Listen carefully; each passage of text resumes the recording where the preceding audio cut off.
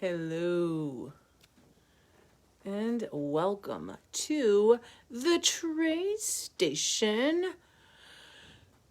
Thank you guys so much for coming out tonight. Well, on tonight. So we have A Bad Case of Stripes by David Shannon. He actually wrote it and illustrated it, so it's really kind of cool. It's a really good story. It's a little old, but it's a good one. Hi, Trisha. Nice to see you, my friend. So this story, I have been reading this for quite a while, and it's always a good one. So it's about Camilla Cream, and about how she loves lima beans. All right, so we're gonna start. Camilla Cream loved lima beans, but she never ate them. All of her friends hated lima beans, and she wanted to fit in. Camilla was always worried about what other people thought of her. Today, she was fretting even more than usual. It was the first day of school, and she couldn't decide what to wear. There were so many people to impress. She tried on 42 outfits, but none seemed quite right. She put on a pretty red dress and looked in the mirror, and then she screamed.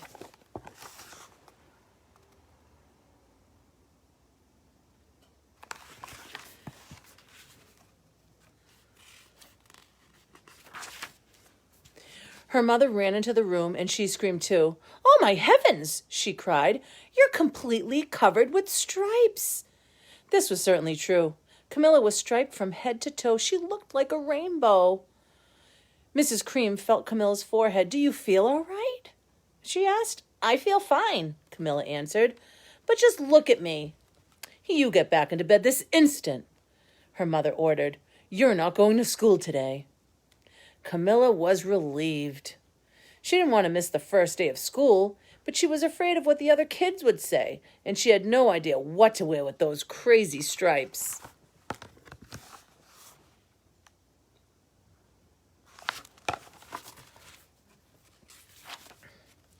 That afternoon, Dr. Bumble came to examine Camilla. "Most extraordinary," he exclaimed. "I've never seen anything like it. Are you having any coughing, sneezing, runny nose, aches, pains, chills, hot flashes, dizziness, drowsiness, shortness of breath, or uncontrollable twitching?" "No," Camilla told him. "I feel fine." "Well then," Dr. Bumble said, turning to Mrs. Cream, "I don't see any reason why she shouldn't go to school tomorrow. Here's some ointment that should help clear up those stripes in a few days. If it doesn't, you know where to reach me." And off he went. Hi, Lorenzo.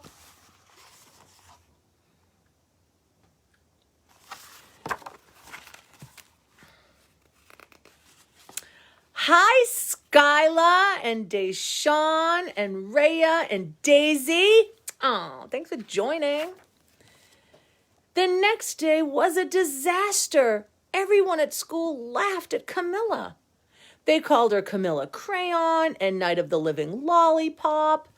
She tried her best to act as if everything were normal, but when the class said the Pledge of Allegiance, her stripe turned red, white, and blue, and she broke out in stars. Oh my goodness.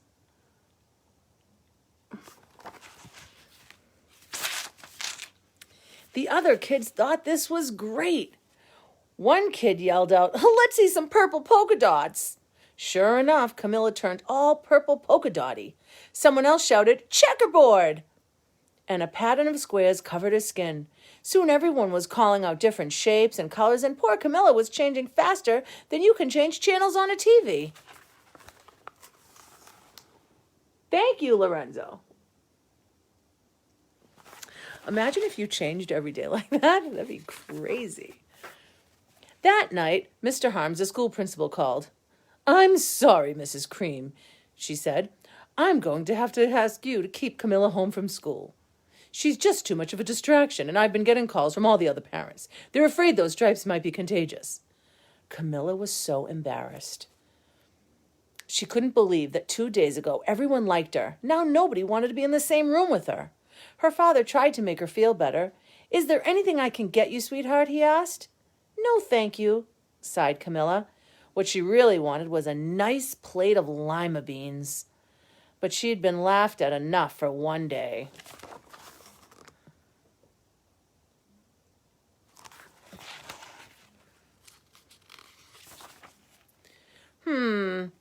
Well, yes, I see, Dr. Bumble mumbled when Mr. Cream phoned the next day. I think I'd better bring in the specialists. We'll be right over. About an hour later, Dr. Bumble arrived with 4 people in long white coats. He introduced them to the Creams. This is Dr. Group, Dr. Sponge, Dr. Cricket, and Dr. Young. Then the specialists went to work on Camilla. They squeezed and jabbed and tapped and tested. It was very uncomfortable. Well, it's not the mumps, concluded Dr. Group. Or the measles, said Dr. Sponge. Definitely not chicken pox, put in Dr. Cricket. Or sunburn, sighed Dr. Young. Try these, said the specialist. They each handed her a bottle filled with different colored pills. Take one of each before bed, said Dr. Group. Then they filed out the front door, followed by Dr. Bumble.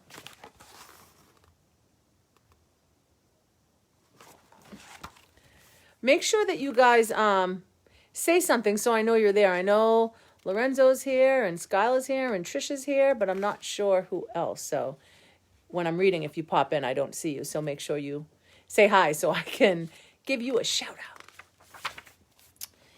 That night, Camilla took her medicine. It was awful. When she woke up the next morning, she did feel different. But when she got dressed, her clothes didn't fit right. She looked in the mirror, and there, staring back at her, was a giant multicolored pill with her face on it.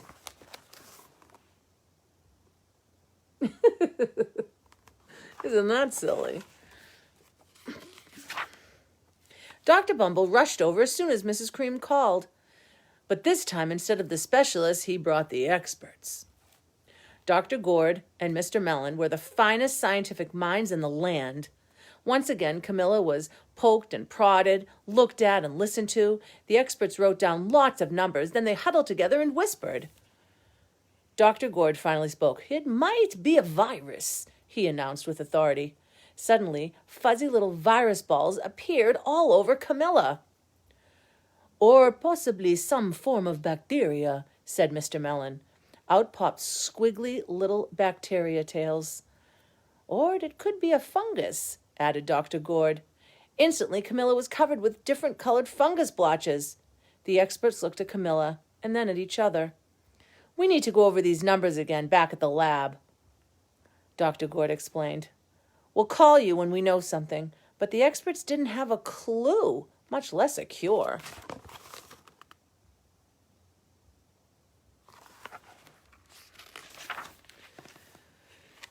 By now, the TV news had found out all about Camilla. Reporters from every channel were outside her house telling the story of the bizarre case of the incredible changing kid. Soon, a huge crowd was camped out on the front lawn.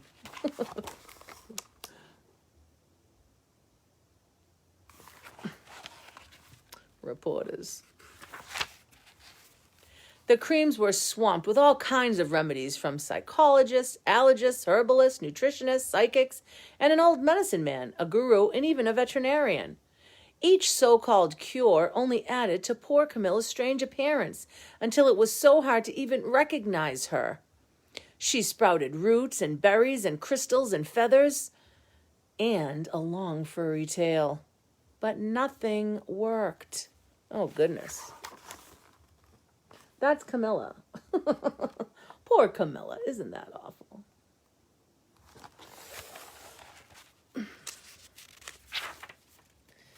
One day, a woman who called herself an environmental therapist claimed she could cure Camilla. Close your eyes, she said. Breathe deeply and become one with your room. I wish you hadn't said that, Camilla groaned. Slowly, she started to melt into the walls of her room. Her bed became her mouth, her nose was a dresser, and the 2 paintings were her eyes. The therapist screamed and ran from the house. What are we going to do? Cried Mrs. Cream. It just keeps getting worse and worse. She began to sob. And if you look, here's Camilla's mouth, and there's her nose, and here are her eyes. Isn't that awful? Poor Camilla. At that moment, Mr. Cream had heard a quiet little knock at the front door. He opened it, and there stood an old woman who was just as plump and sweet as a strawberry. Oh, my goodness. "Excuse me," she said brightly, "but I think I can help." The strawberry. Oh, that's funny. She went into Camilla's room and looked around. "My goodness," she said with a shake of her head. "What we have here is a bad case of stripes, one of the worst I've ever seen." She pulled a container of small green beans from her bag. "Here," she said, "these might do the trick." "Oh, my. Oh, no. Are those magic beans?" asked Mrs. Cream. "Oh, my, no," replied the kind old woman. "There's no such thing. These are just plain old lima beans. I'll bet you'd like some, wouldn't you?" she asked Camilla. Camilla wanted a big heap and plateful of lima beans, more than just about anything, but she was still afraid to admit it. "Yuck," she said. "No one likes lima beans, especially me." "Oh, dear," the old woman said sadly. "I guess I was wrong about you." She put the beans back in her bag and started toward the door. Camilla watched the old woman walk away. Those beans would taste so good, and being laughed at for eating them was nothing compared to what she'd been going through. She finally couldn't stand it. "Wait," she cried. "The truth is, I really love lima beans." "I thought so," the old woman said with a smile. She took a handful of beans and popped them into Camilla's mouth. "Mmm," said Camilla.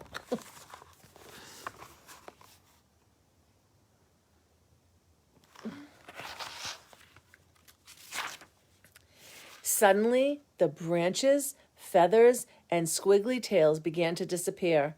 Then the whole room swirled around.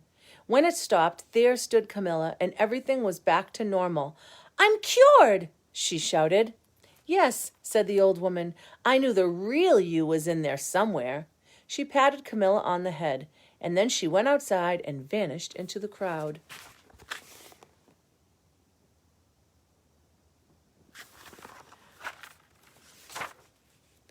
Afterward, Camilla wasn't quite the same. Some of the kids at school said she was weird, but she didn't care a bit.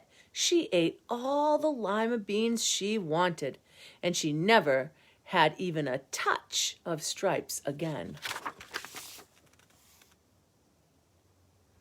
Isn't that cute? And that's the end. I love this story because it's all about staying true to yourself. Obviously, you wouldn't get a case of the stripes, but it's a cute little, thing. Bad Case of the Stripes. Guys, check it out. It's a great book. It's a cute little story. And it's good for kids learning to read. And, the pictures are bright and fun and all that. Well, thank you for coming to the Trace Station. Next week, I'm doing a teacher appreciation reading. I'm doing 2 books. They're not too long, but they're both really good. So I will announce those in the middle of the week. Again, I'm not sure who everyone is here, but thank you guys again for coming. Stay safe. And yeah, that is it. Happy New Year and have a good night. And like and share. Bye.